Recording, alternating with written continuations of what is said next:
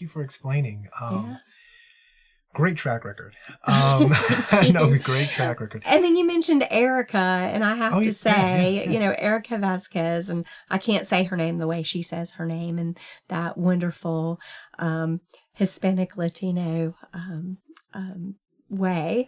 But Erica is an amazing woman in business as well, who runs the North Carolina Women's Business Center of North Carolina. And she's been a huge advocate for us at Hall of Fame and a part of our organization. And she's just an amazing partner to me in that venture. And so she was on your show, and that's how you and I met. Yes. And Erica, if you're listening, I hope you're well. Thank you so much for facilitating this introduction. Thank you. Absolutely.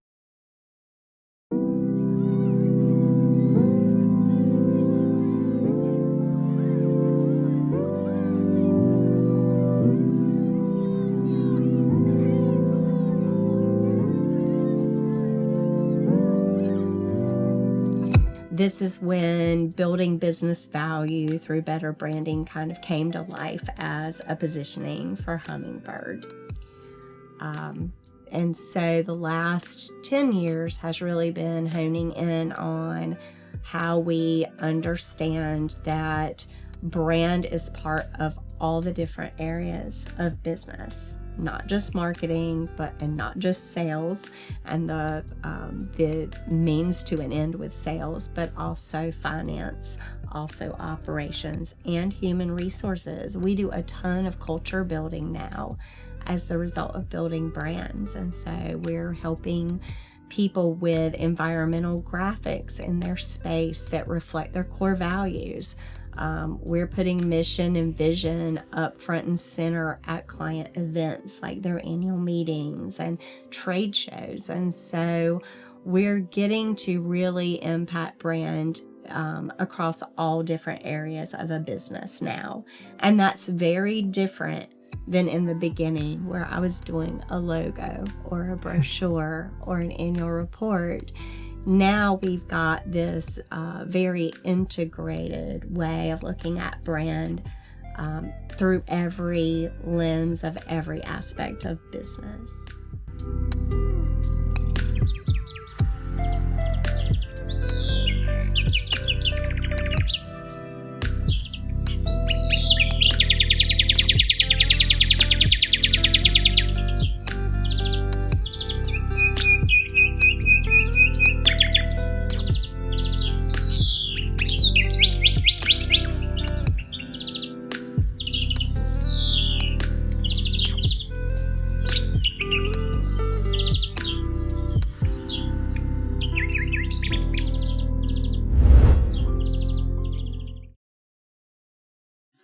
Thank you so much, Wendy, for your time, and thank you so much for your willingness to have this conversation with me. I truly enjoyed learning about you prior to this interview, meeting you in person, and then having this interview.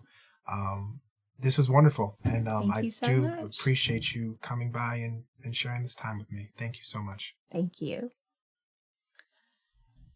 All right. How long did I talk? Is that 2 hours? That's not quite 2 hours. We couldn't have started right at 3. We didn't start because I was late in traffic, but wow, that was an interview, man. I loved it. Thank you. Oh, thank you. I'm so glad All you right. liked it.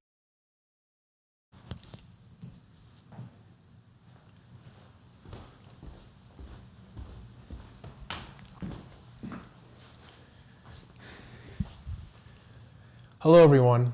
For those of you who are new to my channel, welcome. And for those of you who are subscribed to JSpeaks, thank you so much and welcome back. As you know, it is my mission, it is my passion to bring to you all conversation topics that are positive, motivational, educational, and informational. Today, ladies and gentlemen, I'm so happy to be here with Wendy Coulter, business leader, brand strategist, champion for women's business owners, and the CEO of Hummingbird Creative Group. With a passion for big ideas and a mission to empower others, Wendy has spent over 30 years helping businesses grow stronger while championing women entrepreneurs across North Carolina. Wendy's passion is to help businesses more effectively communicate their positioning, differentiate their brands, and grow revenue. She has grown Hummingbird Creative Group with a commitment to move marketing initiatives forward for clients in a way that profoundly and positively impacts all areas of their business. And she encourages her teams to exchange ego for listening, connecting, and driving engagement to help clients live their brand as much as they communicate their brand. Under Wendy's leadership, the company has helped thousands of businesses take flight, and she herself has won numerous business and industry awards. Ladies and gentlemen, please sit back, relax, and most importantly, listen. And hopefully after today's episode, you understand for yourself that Wendy's passion is to shift brand equity from the business owner to the business entity, which overall strengthens the company's presence, promise, and profitability over time.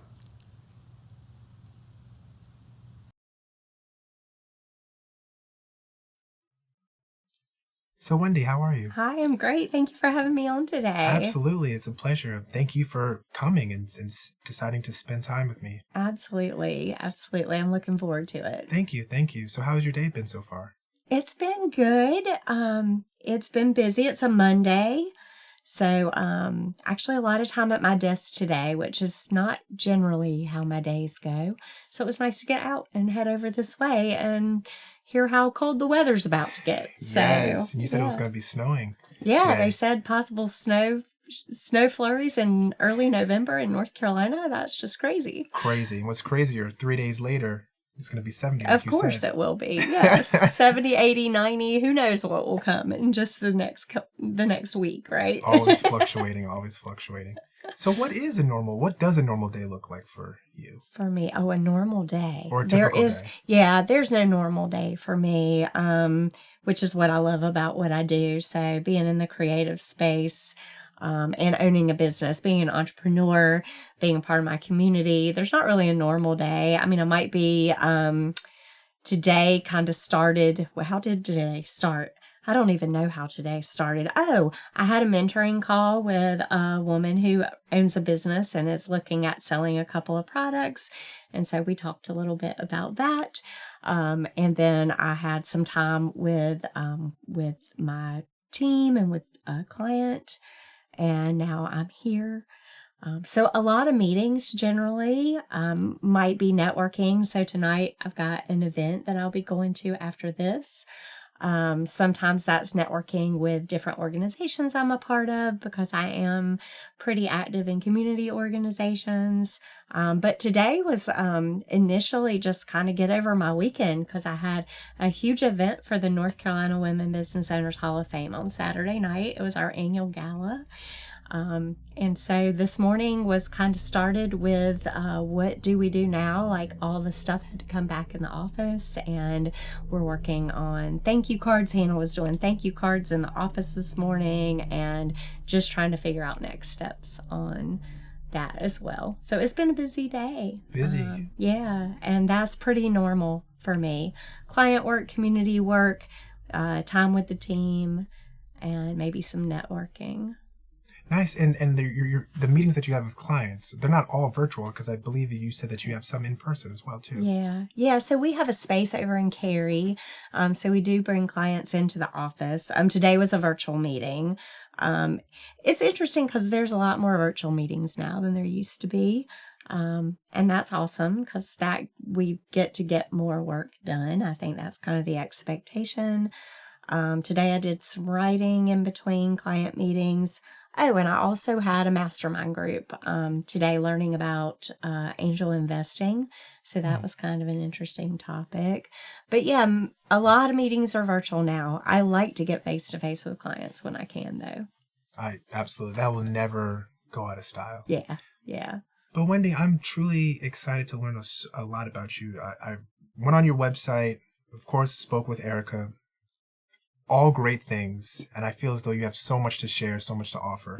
So please, before we officially get started with today's interview, please, talk about you being a business leader, you being a brand strategist, also you being a champion for women business owners in North Carolina, and most importantly, the CEO of Hummingbird Creative Group. Yeah. Spell that out, as much detail as you would like. Okay.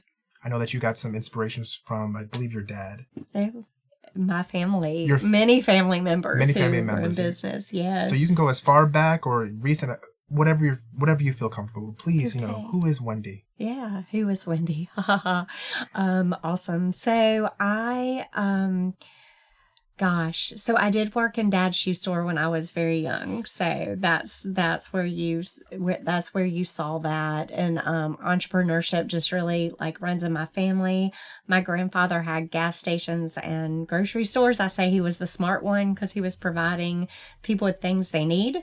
That's a little different than marketing, which business owners need, and marketing leaders need help with their marketing. But, it's not the staples of everyday life. And so that was my grandfather. My dad had a shoe store. My uncle has HVAC. The shoe store was a family business, so my mom helped with the accounting for that business. So I was around entrepreneurship my whole childhood, and Dad put me, in the town parade or on an elephant in front of the shoe store. So I was doing promotions and marketing at a really young age and really didn't know that was what it was. So that was kind of, I guess, the starts of it. I started my business just out of college. So I went to the School of Design at NC State, and I have my degrees in architecture and industrial design. But I think because of kind of that entrepreneur background, it gave me a foundation to be able to just about do anything. And being in School of Design did that as well. You learn to problem solve, which is what entrepreneurship is all about.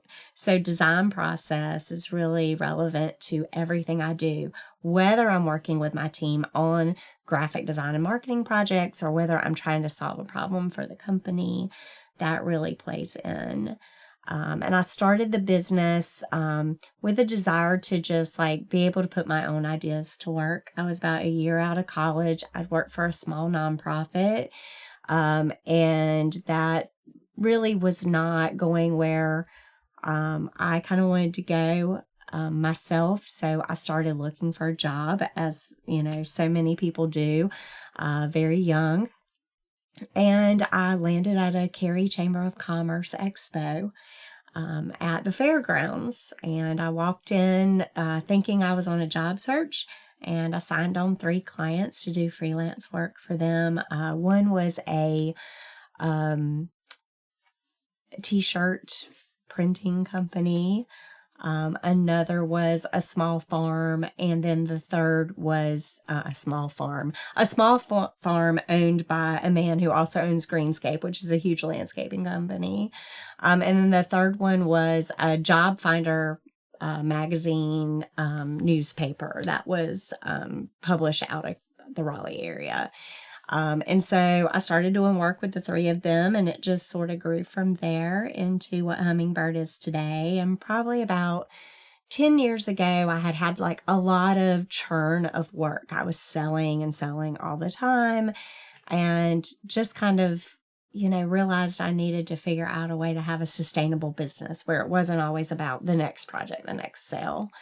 And so started understanding brand and what that means. And luckily, that word wasn't really around in the 90s when I started the business, but it has become a super important piece of business today, and helps kind of set a foundation for the value of business today. It's really exciting to me. And so I've educated myself and my team on brand, and now we're very involved in strategically positioning brands to succeed, which is what Hummingbird is all about. So we celebrated 30 years in business in the summertime of this year. Congratulations. Thank you. Thank you so much, which was, that's huge. And along the way, as a woman business owner, I've had a lot of mentors, a lot of friends, and just have become a tremendous advocate for women in business. And so in 2018, I founded the North Carolina Women Business Owners Hall of Fame.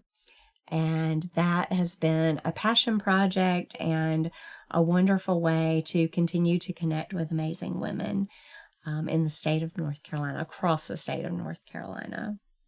So that's kind of that piece of it. I also am a mom to a 17-year-old. And so Callie is a senior at Cary High this year. So my head is spinning, just keeping up with what's next and watching her try to figure out college and what's going to happen next in her life. My husband, James, is on that adventure with me. And so, we'll see what's next in our lives as she becomes an adult, whatever that means. So really excited about that as well. Wow. Thank you for explaining. Yeah.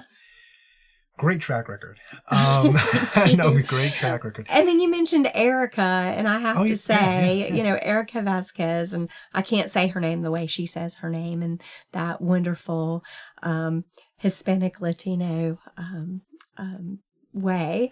But Erica is an amazing woman in business as well, who runs the North Carolina Women's Business Center of North Carolina. And she's been a huge advocate for us at Hall of Fame and a part of our organization. And she's just an amazing partner to me in that venture. And so she was on your show, and that's how you and I met. Yes. And Erica, if you're listening, I hope you're well. Thank you so much for facilitating this introduction. Thank you. Absolutely. But I gotta ask, so I understand that you were fortunate enough to grow up around entrepreneurship, grow up with entrepreneurs. But what about entrepreneurship was daunting or is daunting? I don't know how you want to take it. So it's probably more daunting now than it was when I started, because I was young and naive and oblivious to what was about to happen, right? And so for me, I didn't really realize what I was getting into. I love people, and I guess being on the floor of the shoe store and out in the community the way that I was as a younger child, I just didn't see it as anything daunting. But I think early on I realized I didn't understand finance the way that I should. And so a lot of stories there, but led me to a place where I had to really make a decision about whether business ownership was going to be the right thing for me to do. And if I could get myself to another side. So that was hard. Toyed with, what I should do. Had accrued a lot of debt at a very young age as a result of being a business owner. And it wasn't really the fault of my own. It was more just not understanding finance enough and not understanding what was going to happen as the result of me actually really caring for my clients. So as a owner of a marketing agency, there was a lot of media, there was a lot of printing and things that I would take on for clients to manage. And it didn't always go well. So I kind of put myself out there and took on those bills. And then when I had to ask vendors to redo things, they didn't always want to do that easily. And so I took on a lot of debt as a result of just trying to look after clients in the best way possible, and didn't understand what that meant for me as a business owner. And so, I think daunting for, younger people trying to start businesses is realizing to really understand your finances, understand what that means, keep yourself on top of all of that, understand a P&L and a balance sheet. Because what happened to me is I used credit and financial help to take on debt. And then when I started paying that debt, then there were big bills to the government for taxes and such, right? And so just did not really realize how all of that worked. And so today, that's part of the mentorship that I do with women who are starting businesses, young people who are starting businesses, is really help them understand how to read a balance sheet, how to understand finance and P&L, and cash flow to make sure that they're set up for success from the beginning. And I got through it. It felt like a lot of debt as a young person. Today, it really was not as big as what it seemed. But everything's bigger when you're young. And so that would be, the daunting part. Today, I work with companies to help them understand what their EBITDA multiplier is going to be when they sell their business. So I have a very, very strong sense of finance today that I developed as the result of not understanding finance to begin with. And it's really helped position me as an expert in business at a bigger level than just marketing. And I think that's really important. Now I'm having very, very significant financial discussions with clients that I never would have had if I had just been surface level marketing and if I hadn't gone through what I had gone through. And so it's really made me have more depth in what I can help business owners and business leaders do with their businesses now. Thank you for your response. One major inhibitor that I understand that a lot of entrepreneurs face, or aspiring entrepreneurs, I should say, is making sure that they have all of their ducks in a row before they start. Mm-hmm. And what's problematic about that is that most of the time, all your ducks are not going to be in a row. Yeah. And I understand that you incurred debt and, you made some mistakes along the way, mm-hmm. but that's a part of the journey. Yes. Of entrepreneurship. This is not going to be a hole-in-one, a home run out of the park. You just got to accept that I am going to run into some problems down the road where years later I'm going to be like, oh, wow, I could have done that better. Yeah. And that's okay. Yeah. And that's okay. Because that's what I kind of got from. Yeah. I mean, I was 24 when I started, so I had a whole lot of lessons to learn in life, like not just in business, but just in life in general. I did not work for very long before I started a business. And so I did not have, I didn't work in an agency before I started Hummingbird. So I didn't really have any experience in how agencies run. And there were some real big positives to that, right? Because I got to set processes and do things different than my industry does. And so, I think having ducks in a row is really kind of an interesting thought because I don't think you ever have your ducks in a row in business. The business world, the financial world, and the socioeconomic world has changed so many times over the years for me. The political landscape is different. Things have happened like 9/11. Things have happened like, the political changes that we've been going through in more recent years. And you just have to be ready for change. And I think that is really like a key to success that I feel like I have navigated really well is it all changes all the time. And so you can't think you're going to write the perfect business plan and have the perfect financials and everything's going to fall in place. And I didn't know it, but I was in it for the long game.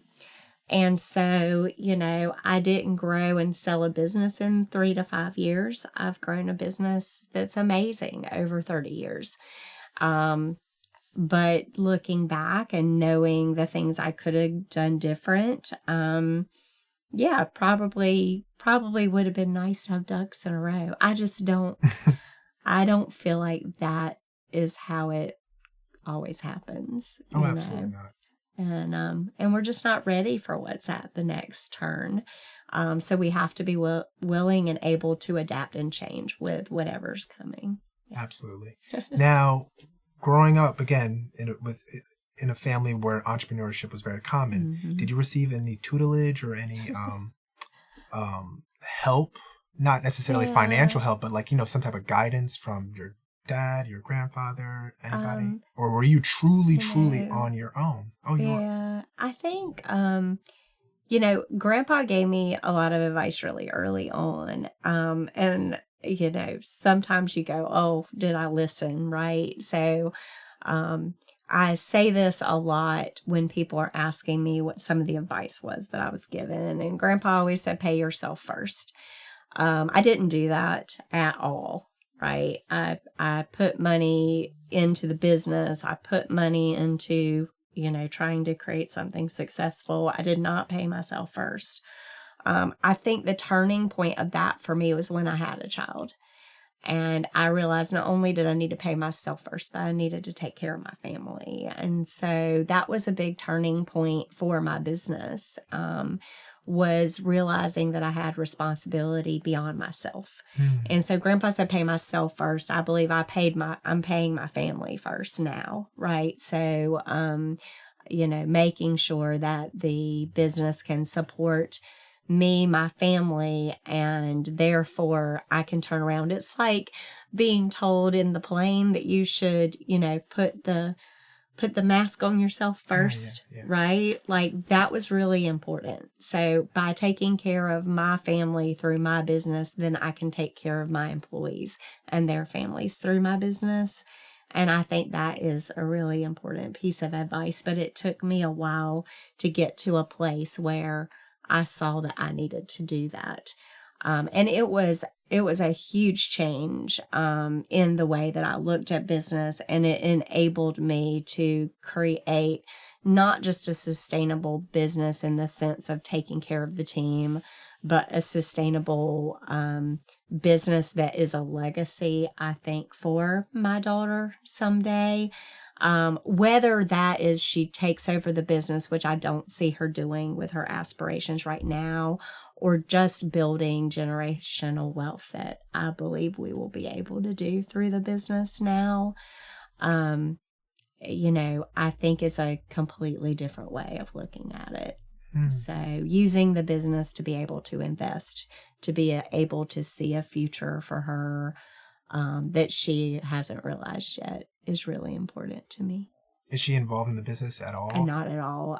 She's worked there over a couple of summers while she's been in high school, but she has very different ideas about what she'll be doing in her life. We'll see if that comes around. One of those is a very creative space. And so I think that she could end there, or she could learn about brand and the importance of brand in that space from me as she continues to move forward in a career in the future. Yeah. Nice. So we talked about how, our tomorrows are very uncertain. Yeah. The economy can change. Just life can change in general. With that being said, how has Hummingbird Creative Group changed throughout its 30 years to adapt to this new world, this new environment? I mean, it's changed so much, and I'll talk a little bit through that. So, like, initially, I was a freelancer. I say I was part of a gig economy when there was no such thing. Like, we didn't use the word gig back then, but I was freelancing and thought I was going to find a job.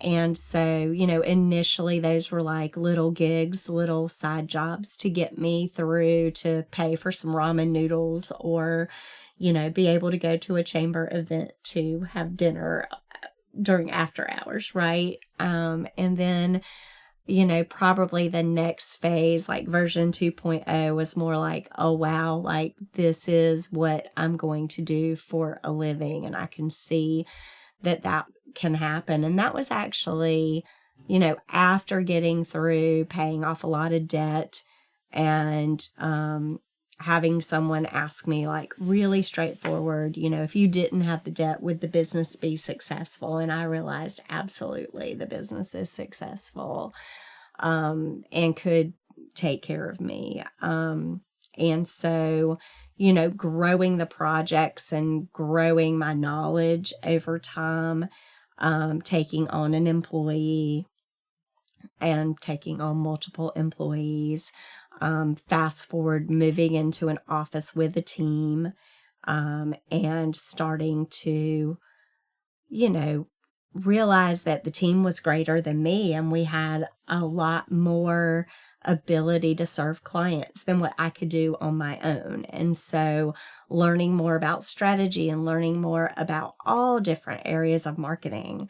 And that's probably when the digital space started to become a really big part of everything we do, with the internet and starting to develop websites and do digital marketing, which initially in my space was City Search, right? Like City Search was a platform where you could have a little website for your business and do some marketing to the other people in that space.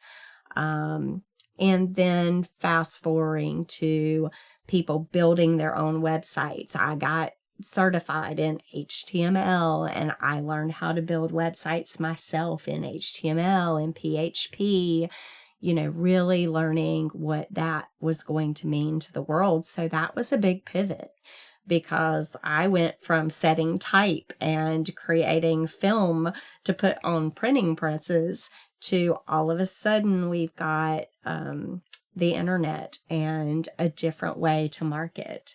We went from yellow pages to Google searches, so really big changes there. And then about 10 years ago, and this is really a pivotal moment for Hummingbird.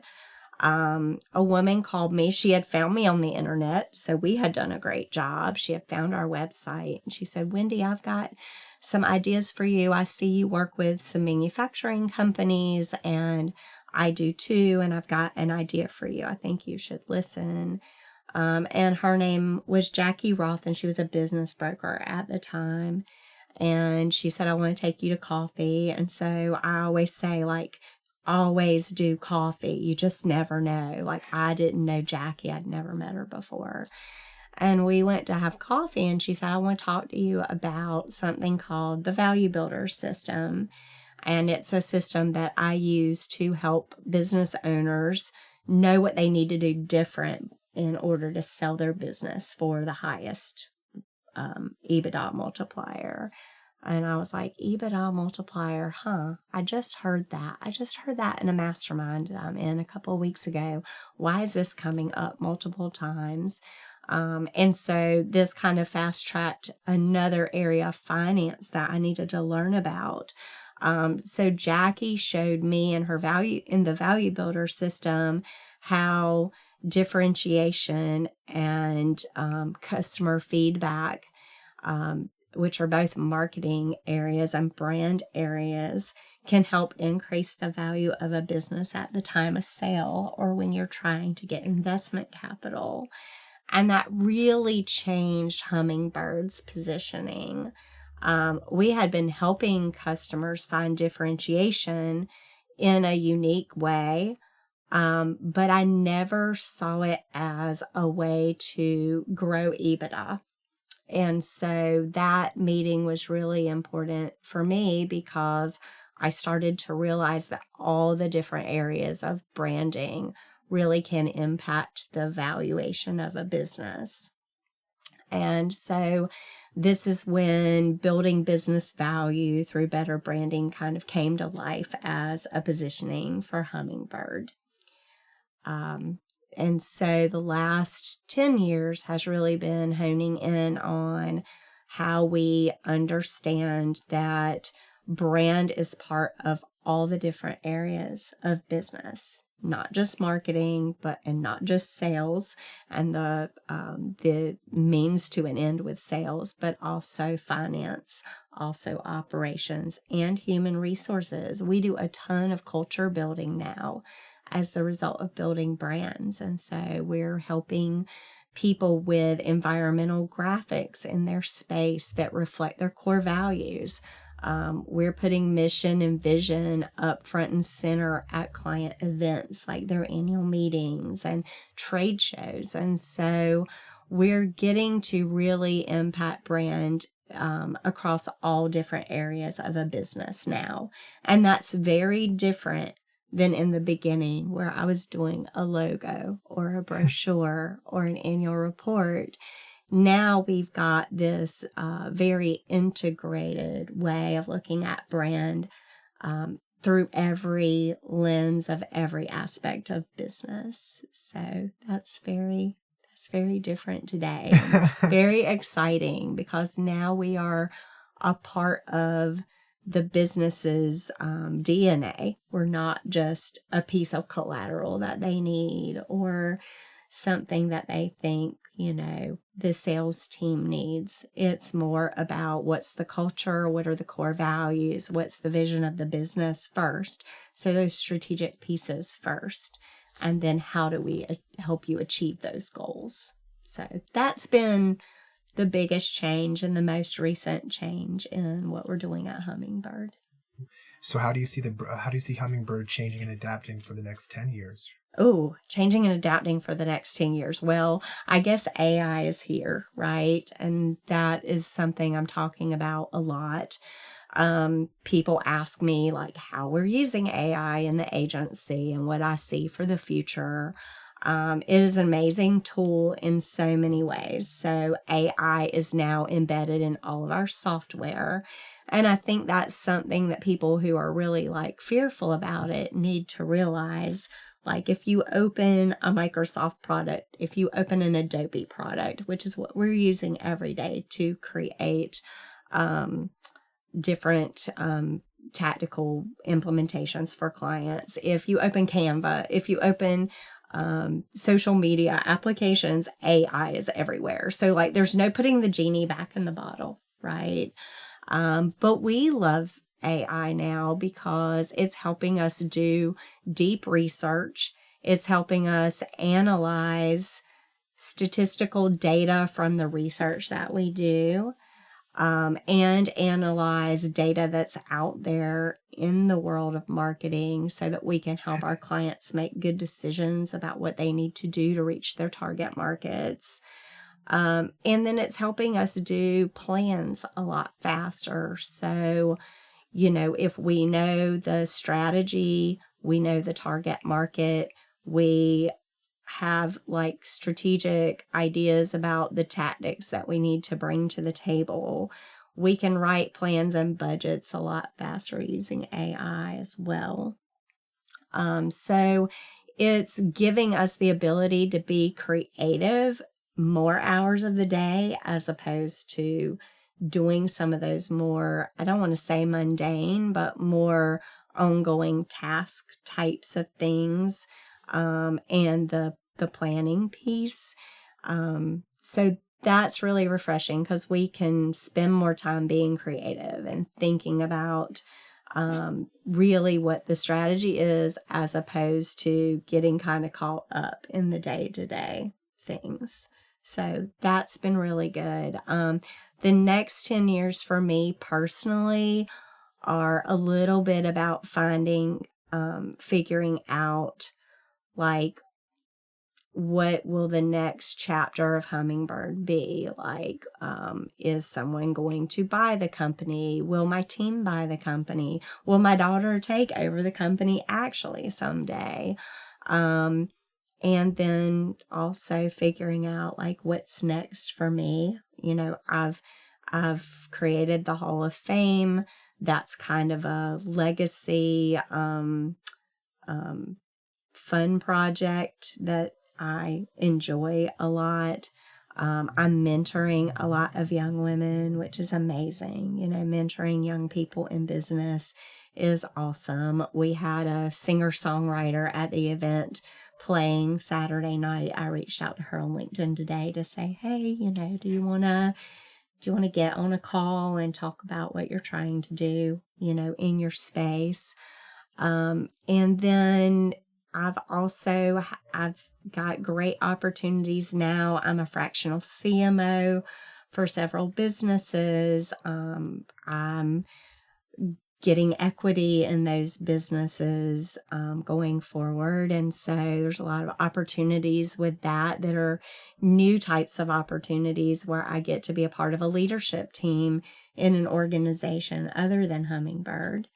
And then I was on the call today. I talked about it a little earlier about angel investing, and I'm kind of experimenting and learning about these new opportunities to invest into businesses, and women are doing this at a great rate now, and there are specific funds that we can become a part of, and so I'm looking into how that all works now. So there's just a lot of opportunity for what's next. Yeah, I was going to say the next 10 years sound like a lot of fun. You have a lot of different avenues as to where you can go down. Absolutely. And Hummingbird is attracting, bigger clients and bigger opportunities, but we're also still working with a lot of small companies because that's kind of where we came from. And so we don't want to lose that about ourselves. Yes, never lose that. Never lose how you started. Exactly.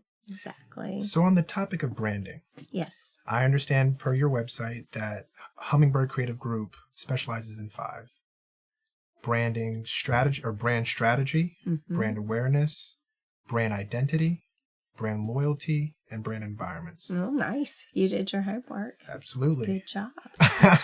So if you can, I mean, I'm sure to you that those words and those terms are second nature, but for educational purposes and just letting our audience know, what does that mean? How do each one of those types of branding differentiate from the next? Sure. However you want to take it. Yeah. So, those are kind of integrated pillars, right? Okay. So, people look at them as independent a lot of times, but the way Hummingbird looks at it is we want to integrate all of that to create brands that truly differentiate. And so starting with strategy, everybody needs strategy. That's the roadmap. That's where we learn what the goals of the company are, what the mission, vision, and values are for the companies that we work with. What is the target audience, and how do we look at the target audience and where they are and position a company to, succeed in a great way with their targets. And it helps us make sure that resources are aligned for marketing that's going to be strong. So strategy is the roadmap. Identity gives it a face and a life. And so brand identity is everything from the name, the tagline, the logo, the brand story. What does that brand look like? What's the face of it to its target market? And just making sure that there's very much a consistent visual and verbal platform for the company. So that's brand identity. Awareness is where everybody loves to play, right? So we need a website, we need SEO, we need social media.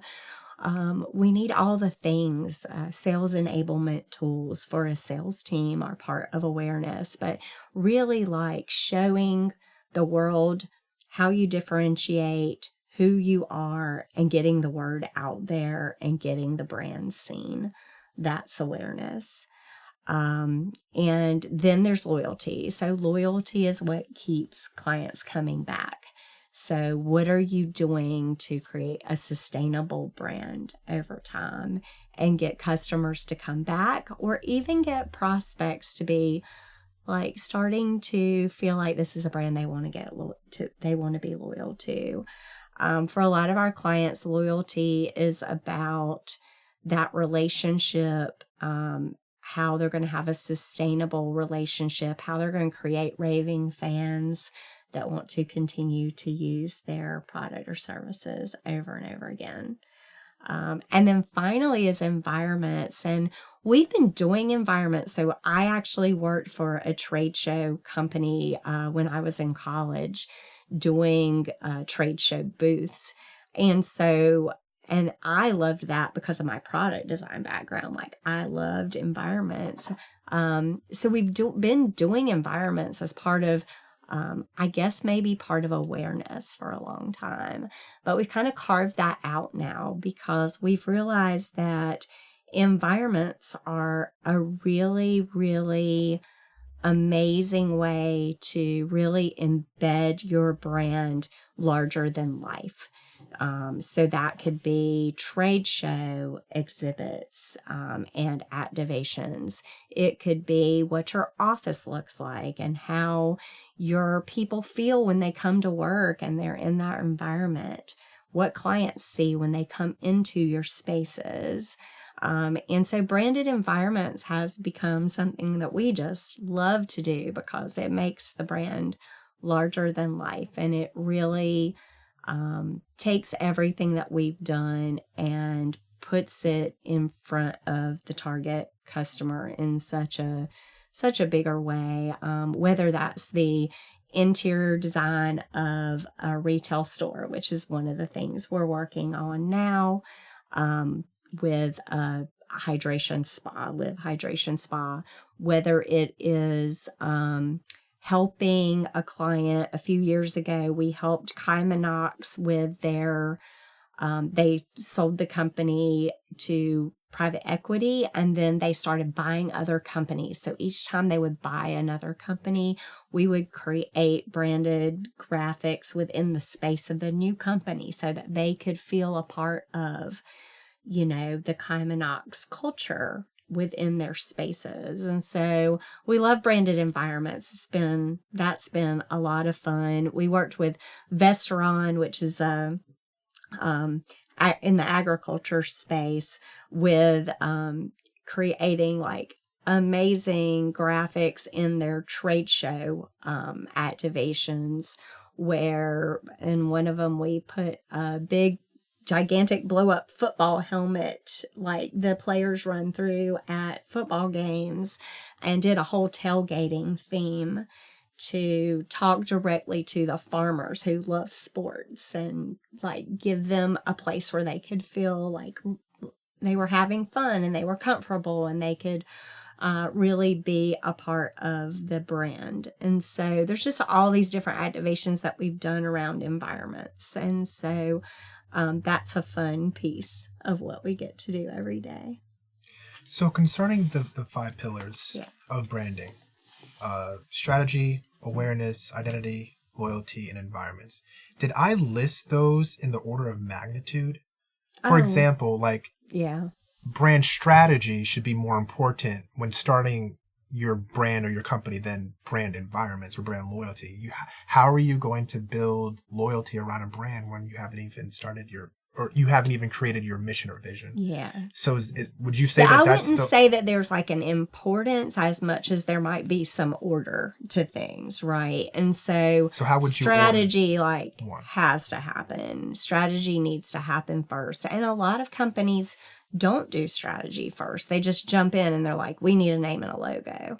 But they haven't thought about like what impact that's going to have, or what's going to happen when they go to trademark that name, or what's going to happen when they need to register their website and the URL is not available. And so having a strategy around everything that you're going to do with your brand and your marketing, making sure you understand your target customer and where they live, work, and play and find their information is really the first thing to do. So a lot of market research up front is really important. I'm actually working with a brand right now, and they built a website before they did anything else, and they'd done no market research, no strategy, and we're kind of backpedaling that now. Let's take a step back because they don't like their website. They just built it to have a presence, but it doesn't represent their culture, their brand, what they're trying to achieve. It's a tech company, and so it looks techy. It looks like it fits into the space, which is kind of the opposite of what we want to do, which is really differentiating a company. And so I would say strategy has to come first. But a lot of people will do identity first. A lot of people will jump into social media posting before they do anything else, or building a website. But without the strategic piece, those things are not going to be set up for success. So that's why you do the strategy first. And the other thing to remember is everything changes. We talked about that earlier in business. Like, you've got to be ready for those pivots. If you're not looking at strategy, those pivots can hit you hard, right? Like, things can hit you hard. And because you weren't strategic and you just created something with no thought process to it, those pivots can become a moment when just you completely make a change that makes no sense just because something economic happened. Having a strategy first helps you like really set a foundation that you're going to hold to no matter what happens in the world. You've got a foundation for your brand. And then the other things that go along with it, the awareness pieces and the way that you go to market, can be different, kind of based on what's going on in the world, what those changes are that are happening. But that strategy kind of is what keeps you moving forward in the right way, no matter what else is going on. So it sounds like strategy is the base of the pyramid. Yes. And the other four are variable. Yes. Interesting. Yes. So what would you say is out of those 5 pillars, what would you say is the most overlooked? Oh, most overlooked. Well, strategy might be the most overlooked as well, but I actually think brand loyalty gets overlooked a lot because people, especially for entrepreneurs, like, you get your business started, you do some strategy, and you start doing the stuff, and the customers come, but you forget that you need to keep them coming back, and that's a really important piece of business. Having repeat customers who see a value to come back again and again and again, and fostering that is so important. And so, doing regular surveys of your customers, which is one of those things that actually builds that EBITDA multiplier, is really listening to your customers. Extremely important. Figuring out why they're going to come back again and again and again. Thought leadership, which helps build brand loyalty a lot, is another piece that we hear about a lot, but it can get complicated sometimes to implement thought leadership in a really successful way. And so that's another piece that I don't know that it's overlooked. I think sometimes people can't figure it out, or they start to figure out they need to embark on something that's pretty big and expensive sometimes, like a white paper, for example, right? That really sets a tone for thought leadership and embeds you in people's minds so that they're loyal to you. That can be an expensive proposition to take on, and it can take, or a study. These things can take a lot of time and might not be easy to get done. So I think those things sometimes they just don't happen. People might have great intentions, then they realize the price, or they realize the amount of time and energy it's going to take to achieve the goal, and it's hard. And so, we help clients try to break things like that down into smaller pieces so that they can still achieve their goals for brand loyalty. And I think that helps a lot so that one doesn't get overlooked. And then branded environments, again, that can be like a very expensive proposition, but if you go to a trade show and you don't do something impactful, you're really just wasting all of your money being there. If you're renting a space for your people, but you're not making it a welcoming, branded environment that reflects your core values, they may choose to work from home more often than not, especially in the world we're in today. And so all of those things are really important. But I'd say every business is a little different with what gets overlooked. And it really sometimes goes back to what the leadership believes is the most important, maybe not what really is the most important. So that's why, from a strategic standpoint, we're able and wanting to guide clients in what they should do that would be most impactful. Understood. Yeah. Understood. Thank you for that. Yeah. So in your previous answer, you mentioned that Hummingbird helps its clients to differentiate themselves. Mm-hmm. So with that being said, how do you help businesses more effectively communicate their positioning, differentiate their brands, and also grow revenue? So my favorite thing to talk about is voice of the customer. Okay. And I think that every single time I share voice of the customer, people learn something. And I was just on a call earlier today where we had talked about voice of the customer in the sales cycle. And the woman was like, we've worked with branding agencies, we've done branding before, but this is the piece that's been missing.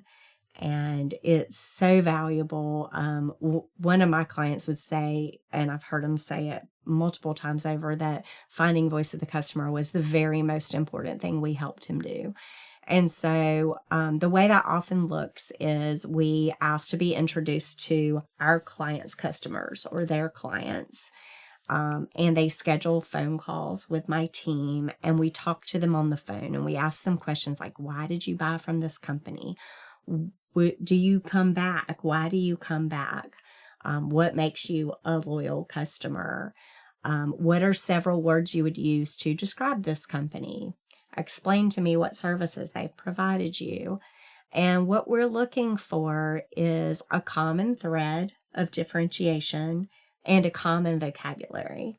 And the vocabulary is really cool because at the end of all the calls, we have these word clouds, and you get to know like what words you need to use in your marketing copy, your website copy, and all of that resonates with your target market. Because if it resonates with your current customers and you want more of those customers, and they're saying, here's what you do that is really differentiated and the best thing that you have done for me, then if you put that out there, that's going to attract more of those kinds of clients. And so voice of the customer is a really great way to figure out your differentiation.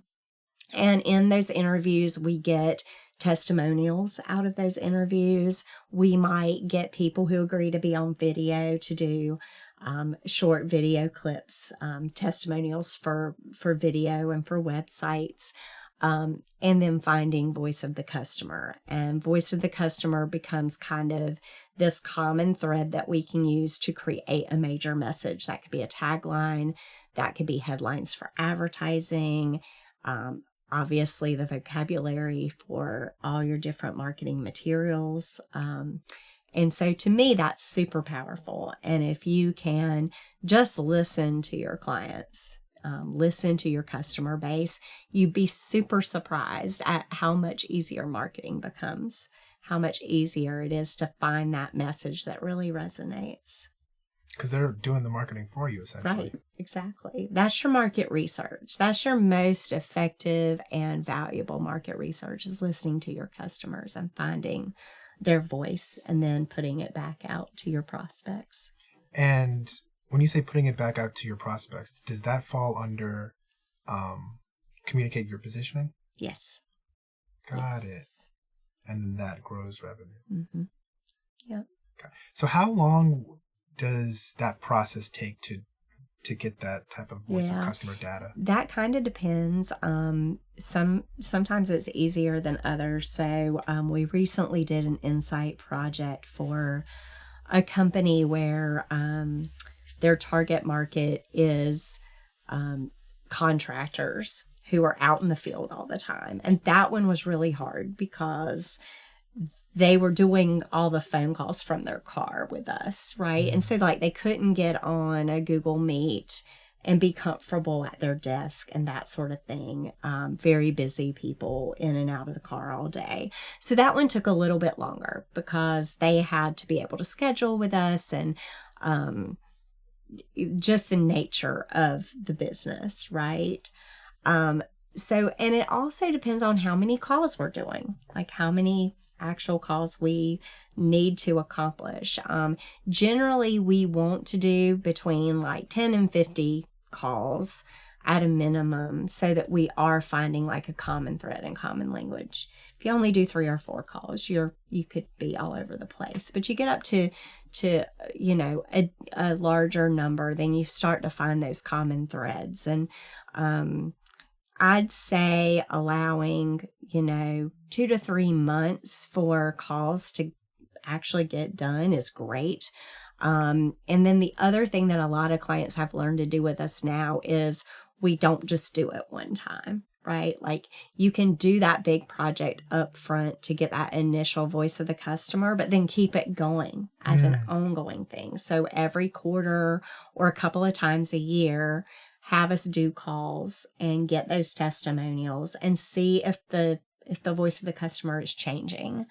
Have you provided something that is a new added value to them? Or do we need to tweak the message a little bit because you've introduced a completely new product or a completely new service? Or do we just get more honed in on what that message really needs to be? So that takes time. It definitely takes time, whether it's that upfront project or that ongoing, but it helps your marketing continue to live. It's not a marketing plan that gets put on a shelf. It's a living, like breathing, changing thing. So with regards to the voice of the customer changing, do you tend to see that it changes if and only if, that's probably too constricted, but if and only if they offer new services? Or do you see it changing sometimes just genuinely? I think changes happen. Changes happen in voice of the customer pretty regularly, no matter whether new service offerings or products are brought in or not.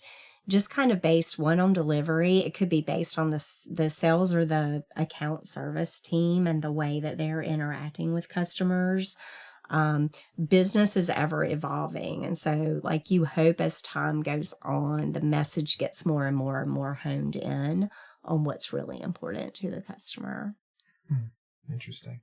So another thing that I read on your website is that you help to shift brand equity from the business owner to the business entity. You know my words. Yes. I'm trying to use them exactly how you put it. I know it's not by mistake, especially since we're talking about branding and marketing. What does that mean? Yeah. So many businesses that start, and even businesses that have been around for years that might have been started by, the grandfather 40 years ago, and now the grandkids are taking over. They were built around that person and the relationship that person created in the community many, many years ago. And, I think most of us who own small businesses, like, my business is still kind of based on my relationships, right?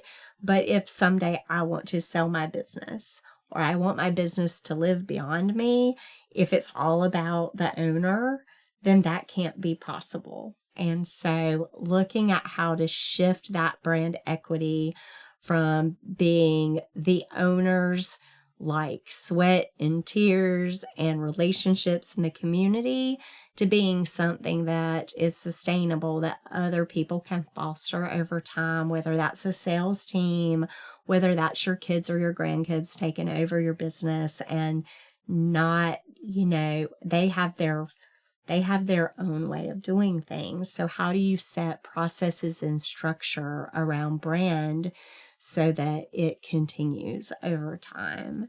So that's what that's all about. And, I think we go on to say on the website to strengthen a company's promise, presence, and profitability over time.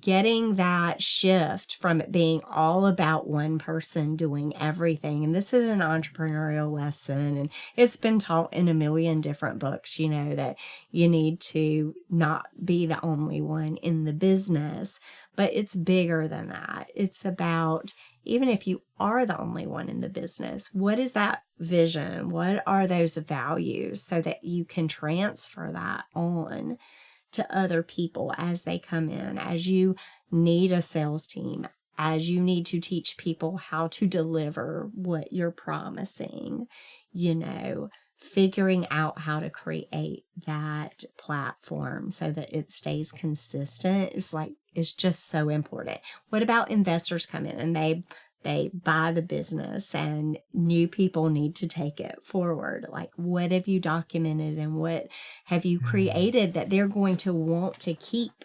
And they believe it has tremendous value. That's what that piece is all about. Wow. So I doubt that you do this, but I'm going to ask it anyway. So with regards to documentation and handing down the business keys to the next generation, do you do any work with wills or trusts? Oh, wow. Oh, so I don't, but... Or do you help with like the brainstorming behind it, or like writing it, writing it out plainly? Like, how do you want the business to run when you're not here? Like, do you do anything with that? I refer them to some great attorneys who do that. Yeah. So, I think more from our standpoint, we create process documents, a lot of process documents. So, the brand strategy plan has the mission, the vision, the values that might go into identity, tone of voice, colors, all of the brand standards. In terms of passing it along, that can be very strategic work with the team that's going to take it over. For example, when you have a private equity company come in and buy your business, there's something called post-close integration. And that private equity company wants you to be able to do some integration post-close with their team, as well as any of the other companies that are part of their umbrella, so that you all become more cohesive. So if you're purchasing, like, let's say you're merging with, other companies, and that's part of the growth plan, you need letters to communicate how that merger is going to be to clients. You need graphics to be thought about. Are the names going to merge together, or are they going to be a brand new entity, and things like that? So there are documents. When we're talking about like children and grandchildren, I think just making sure there's clear documentation of goals. And then, yes, working with good attorneys who understand estate planning. And I was talking, it's really interesting because I'm talking to these attorneys now personally about different things that I want to do. And I was actually handed a template for a business will, which outlines how the business needs to be treated in the course of if something happened to me. And I had never seen or heard of that before. So these things do exist, and there are templates out there for them. The brand piece of that is as important as it is. It's a little bit smaller in importance than like how the monies are going to transfer and all of that financial piece of it as well. And that's usually, I think, where those kinds of things start as opposed to the brand. But it's an integral part for sure. It's an interesting question. Just because you were talking about documentation and stuff like that. Curious, have you worked with clients who have switched over? Not switched, how do I say this? Have you worked with clients that, for example, for 5 years you were working with the dad or the person who started the brand, and then now you're working with the son or the daughter? Yeah, a few times over, yes. Most of the time when we've been brought in, the child is already starting to be a part of it. Like they might be in a sales seat or an operations seat, and or they may the parent might have been moved into like CEO role, and the child is coming into the president's seat. And so, yes, we have done that quite a few times over. And it's neat to see kind of how the generations try to work it together. I think we've come into a place, because I worked with family businesses for a long time, where there seemed to be a lot more conflict than there is today. Today, it seems to be more of like a stewardship kind of relationship between the parents and the children and the grandchildren, to make sure that that legacy is protected and that it's not just going to die because they didn't agree with each other. And so we see a lot more of like fostering the new generation's ideas, which I think is amazing. And the younger generations actually have a better sense of brand too. And so oftentimes it's a younger generation that actually kind of stirs the pot and says, hey, Dad, we need to think about this now, because it's important in the world we're in today. It's just very different than it used to be. Absolutely. Yeah. Have you experienced any like total makeovers or? Oh yeah, generally they want to do a pretty big makeover. They want? Yeah, generally the kids do. Wow. I think the important thing is to make sure that you don't lose what is so special and differentiated about what was already existing, as you're trying to like make something that they can claim as their own. And that is kind of a fine line to navigate from a strategic standpoint. Yeah. So, and I'm sure in those cases, the voice of the customer probably changes overnight. I don't know that it changes overnight, but you start to see influence, right? You start to see influence of the younger generation. They may be bringing younger clients to the table. And so there is definitely a transition that happens. Yeah.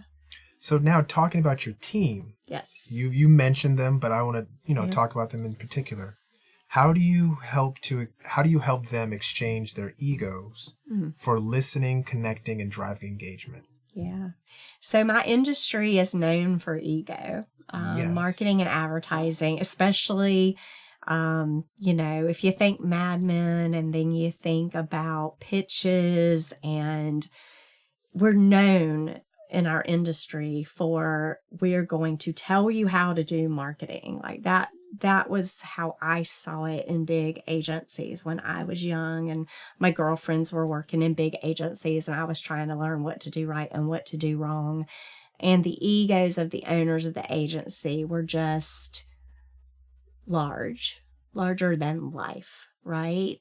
And so, in my agency, and I do put a huge focus on core values, we have core values of discovery and intimacy and adroitness and integrity. And I think it's really important to have core values like that in order to not have ego taking over the business. And, it is interesting. I think intimacy is the place where the egos can be left at the door, right? Like, we need to be working together as a team. And I think what I've seen, so I've worked with every single generation that, has existed that we talk about when we talk about generations in my workplace. And I think in order to foster the collaborative environment that the young people want now and that they're so good at. Oh my gosh. The youngest generation now, they are so collaborative and they love being a part of a team. As a matter of fact, when I interview now, a lot of time that's what I hear first is, I want to be a part of a team.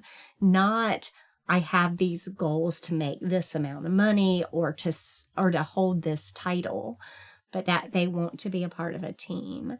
And that is not ego at all. And so, fostering that and making sure that everyone is, listening to each other, listening to the clients, listening to the client's customers and hearing voice of the customer. I think all of that fosters this new workplace in advertising and marketing agencies that we didn't see in the past. And it's opening up just better communication lines all the way around for making sure that we're giving the clients what they need when it comes to differentiating and really standing out as a strong brand in the marketplace. And you motivate your team to forego their egos, and your website says to help the clients live their brand as much as they communicate their brand. Yeah. So what does that mean? Yeah. Live your brand.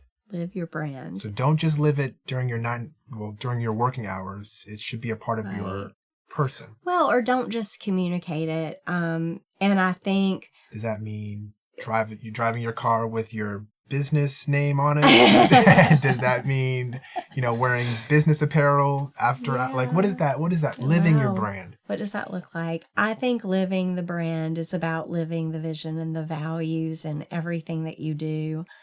I remember, this was quite a few years ago, working with a client, and we were working with the whole team on core values, and the CEO of the company was in the room, and, we talk about having an ego just kind of break down here.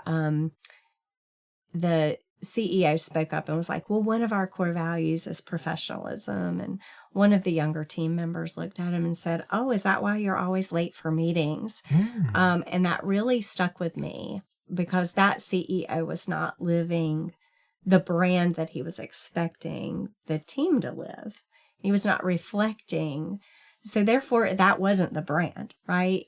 And so you've got to, I think transparency and authenticity are like real buzzwords right now, but that's what brand is all about. And that's where we've come, is making sure that you authentically can represent the brand the way that you say. Because if you make promises to customers and then you're not living those promises, then it's going to all break down in the world that we're in today. As a business owner, you can't live a facade. Exactly. If you're going to state to the world, this is my mission, this is my vision, you have to embody that. Right. Because eventually it's going to all come crumbling down. And someone's going to call you out like they called out that person. Exactly. Wow, that makes sense. Thank you for explaining that. Absolutely. So curious, how big is your team? So my team is 6 full-time people plus a few contractors. And so just kind of depending on what we need, we have writers who are not full-time. We have videographers and photographers that we tap into for content. We have technical people, both onshore and offshore, that help with technical aspects of websites and hosting and all of the different aspects of web. And so I'd say we're probably between 12 and 20 FTE equivalents on any given day working on projects. Wow. And do you see it growing anytime soon? We're always growing. I think it's so different now because people, between hybrid work environments, which we do every day, people are in and out of the office, plus the ability to work really more interconnectively with contractors now, because we can get on Zoom calls. We don't all have to be together all the time. We can have a ever-changing workforce that kind of ebbs and flows with what we need now. And so as we need to grow, it's a lot easier to grow the workforce as an agency, especially than it used to be. And so as we take on new clients, we can access that talent and those resources a whole lot easier. And I think have more confidence and trust in them. As an ex-gen myself, I didn't always have confidence and trust in people unless they were sitting in my space. But I think with all the new tools of how we can jump on a meet with each other and work together remotely using project management tools and different tools that are available to us now, it's very easy to grow the team as we need to. So absolutely. Every day. Nice. Yeah. And I know that you spoke about this in the beginning, but I just wanted to have its own standalone question, just in case if you can fill in any blanks. But concerning the North Carolina Women's Business Women's Business Owners Hall of Fame, why did you start it? Yeah. And what impact have you seen it make in your community? Yeah. And how do you see it growing or changing or adapting? Yeah. Well, so we just had our gala on Saturday night, so it's a good time for me to talk about this because it's all super fresh. When I was 24 years old and I started my business, the people who had the biggest impact on me were other women in business who were just amazing. We had some really large businesses in the Triangle that were owned and run by women. And they were fierce. I mean, they were just amazing, multi-million-dollar business owners. And they paved the way because they did the hard stuff for people like me. And, maybe I've done some hard stuff for the women who are coming behind me. And so much has changed. And so during my lifetime, I don't know about you because I don't know how old you are, but during my lifetime, women have gone from a place where they were not able to get a loan without a co-signer that was their husband or even their adult male child. And that happened in the 80s with the passing of something called HR 5050. And so these women really paved the way for younger women to be able to have access to financial independence as business owners in such a big way. And so as I was meeting these women and over time, I realized their stories were not like being captured and amplified in the community. We were all a very tight-knit group and we knew each other. But over time, women were, passing away and their stories were not really anywhere to be found because the internet didn't exist back then. And so it really all started with this idea that I wanted to share these legacies with younger women, and make sure that they weren't forgotten. And so we started the Women Business Owners Hall of Fame in 2018. Obviously, internet was here, and we've got videos up for all of the women who have been inducted. So as of this year, there's 54 women in the North Carolina Women Business Owners Hall of Fame.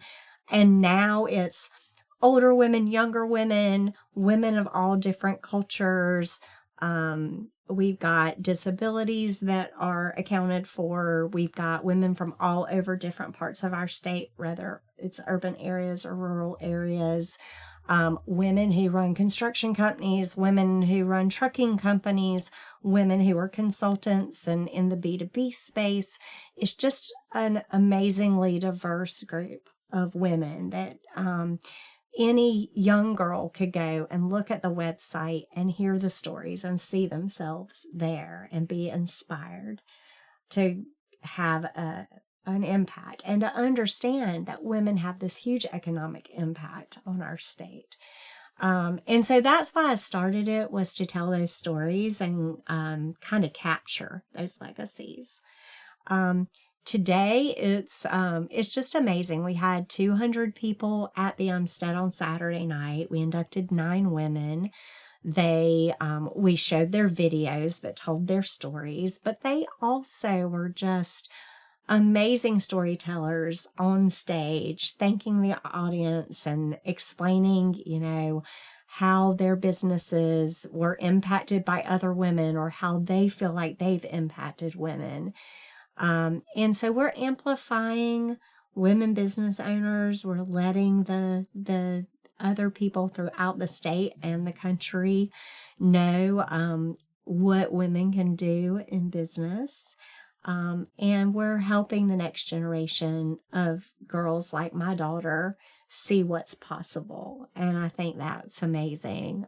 As far as future plans, we've talked about, we're 2 years away from our 10th year celebration. So that'll be a huge celebration. We've talked about doing an anthology that will be in print for that big celebration. Next year, we're going to Charlotte. And so we kind of rotate around different parts of the state. And we've been to Charlotte before, so we're going back to Charlotte. There's some amazing women business owners in Charlotte. We also have a plan for a legacy trail throughout the state of North Carolina. So we foresee being able to do like monuments to the women in their different hometowns or the different towns where they do That's business. And then we just want to grow the impact of our speaking and our mentoring of young women, whether that's through scholarships, taking panels on stage throughout the state of these amazing women, and mentorship. So it's beautiful. That's really fun. nice. Yeah, I Wow. love it. So I what's love the it. criteria to be inducted or to be considered? Yeah, so in order to be nominated for the North Carolina Women Business Owners Hall of Fame, you have to have some kind of tie to the state of North Carolina. So you could have been born here, you could have started your business here, you could have moved your business here, but you have to have a tie to the state. And then it gets a little bit more interesting. So you need to have had some kind of community impact, economic impact, that can be documented and kind of figured out. But, industry doesn't matter. Age doesn't matter. Culture doesn't matter as long as you've got a connection to the state and you've made an economic impact. We also have two different types of awards that we give. So obviously the Women Business Owner Awards are for women who own businesses, but we also have advocacy awards, and those are given to anyone really. They've all been women so far, but male or female, who impact advocacy for women in business in some way. So we do at least one or two of those each year as well. Nice. Yeah. So how old is the youngest Hall of Famer and how Ooh. old is the oldest Hall Oh of my Famer? gosh.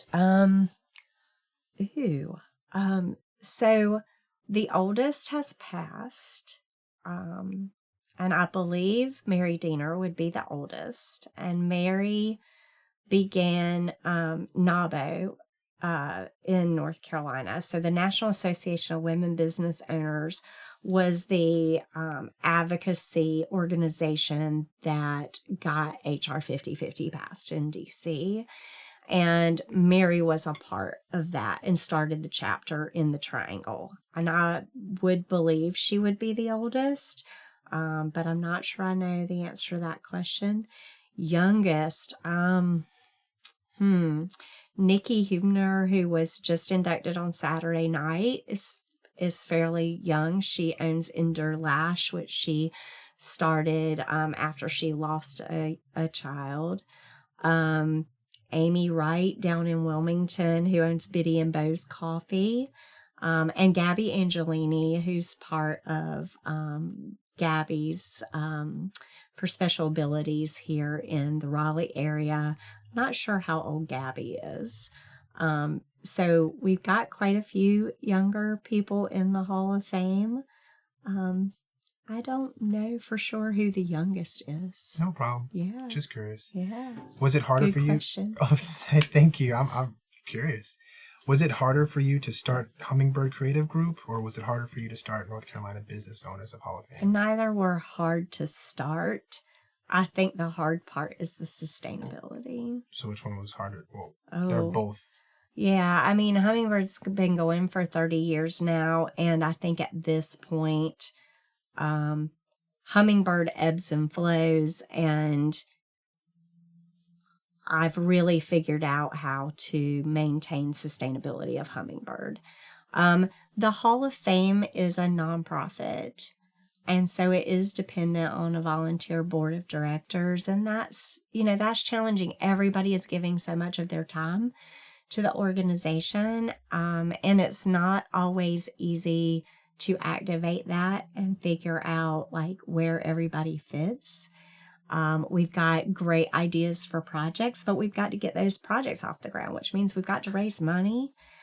So I think that one's harder right now to figure out what the future really is and what the vision for that is. And Hummingbird is, it's my vision.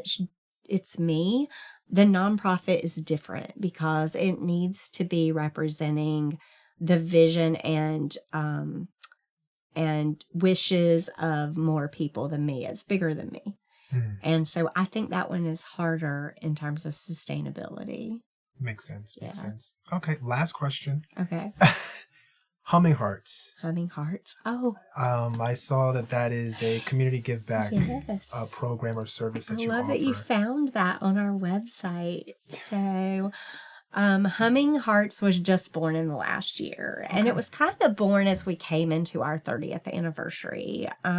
So we have given literally millions of dollars over the years in pro bono time, money, and support in other ways, whether it's my team and I serving on boards and committees for different nonprofits in the community.